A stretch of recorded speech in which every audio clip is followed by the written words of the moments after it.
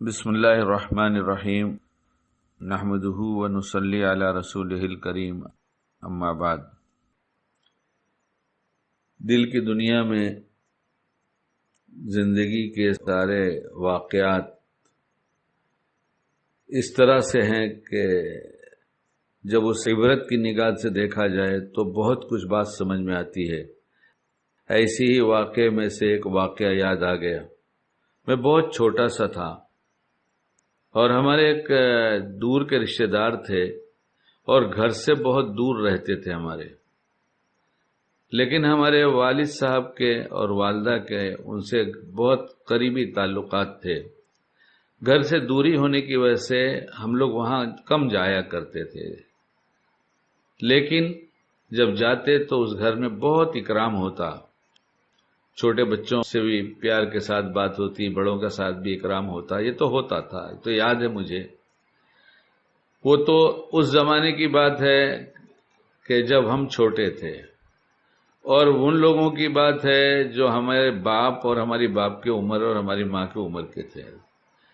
سب دنیا سے گئے، اور جس کی بات سنانا چاہتا ہوں اور اہم بات ہے جس کے متعلق کرنا ہے، وہ بھی دنیا سے گئے۔ ہم تو ان کے گھر کا راستہ بھول گئے، اس لیے کہ ہم اب سے گاؤں جاتے نہیں، شہر جاتے نہیں، اس لیے وہ شہر میں ہم لوگ رہتے تھے تو وہاں سے اتنی دور پہ تھے کہ ہم تو راستہ بھی یاد نہیں رہا کہ کہاں ہیں۔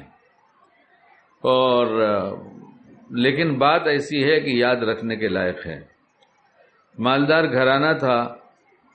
بیٹی کی شادی جو اس وقت مجھ سے 10 سال تقریباً بڑی رہی ہوگی، مر گئی، اللہ اس کی مغفرت کرے، اور اس کا شوہر بھی مر گیا تو اس سے بڑے تھے، اللہ ان کی مغفرت کرے۔ ان کا گھر آباد ہو گیا، گھر رہنے کو نہیں تھا تو اس لڑکی کے باپ نے اپنا ایک گھر جو اس کے گھر سے متصل تھا، ملا ہوا تھا، وہ دے دیا کہ تم لوگ کے پاس جب تک گھر نہیں رہتا جب تک اس میں رہ لو۔ چھوٹی بہن بازو میں گھر ہونے کی وجہ سے ملاقات کے لیے جاتی اور پوچھتی کہ باجی کیا کھانا نہیں بنایا؟ ارے بہن، کیا کھانا؟ 2 آدمی کے کھانے میں کیا لگتا ہے؟ بنایا، کھایا، کھلایا، برتن صاف کیا، سب رکھ دیا، کچھ کام تھوڑا ہی رہتا ہے یہاں پر۔ بڑی لاڈ پیار میں پلی ہوئی لڑکی تھی جس کی شادی ہوئی تھی۔ یہ اظہار اس کا اس طرح سے تھا، لیکن پتہ چلتا تھا کہ ایک وقت پکتا ہے، ایک وقت نہیں پکتا، کھانے کی تنگی میں مبتلا ہے۔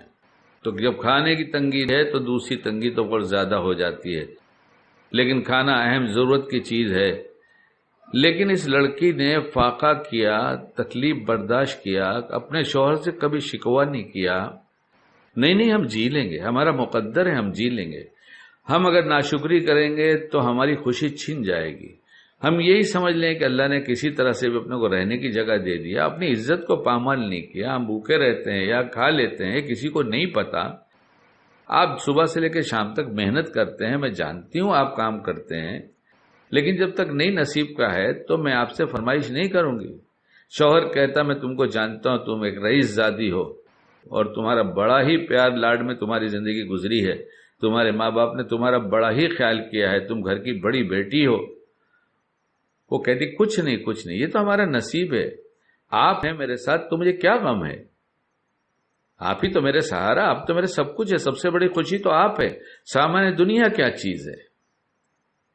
مجھے معلوم ہے کہ پھر اس کے بعد اس آدمی کو اس زمانے کا اللہ نے لکھپتی بنا دیا، اور پھر اس عورت کو جو سکھ چین دیا ہے اور آرام دیا ہے اس شکر کی وجہ سے دیا۔ آج کتنی عورتیں ہیں جن کے پاس سب کچھ موجود ہے، لیکن ناشکری نے نعمتیں بڑھانے کے بجائے نعمتیں بڑھتی گئیں، ان کی نظروں میں گھٹتی گئیں، یہاں تک کہ اللہ کی نظر میں یہ بھی گھٹ گئے، اور ان کی نعمتوں نے ان کے گھٹا ہوا دکھا کر شیطان نے ان کے دل کو چین سکون چھین لیا۔ شوہروں سے ناجائز فرمائشیں نہ کرو، ان کو دکھ میں مت ڈالو۔ اگر کسی کو اجازت ہوتی تو بیوی سے کہا جاتا شوہر کو سجدہ کرو، اتنا بڑا مقام ہے اس شوہر کا، لیکن فرمائشوں نے اسے تنگ کر رکھا ہے۔ اللہ ہمیں ایسی بری عادتوں سے بچائے اور صحیح عمل کی توفیق عطا فرمائے۔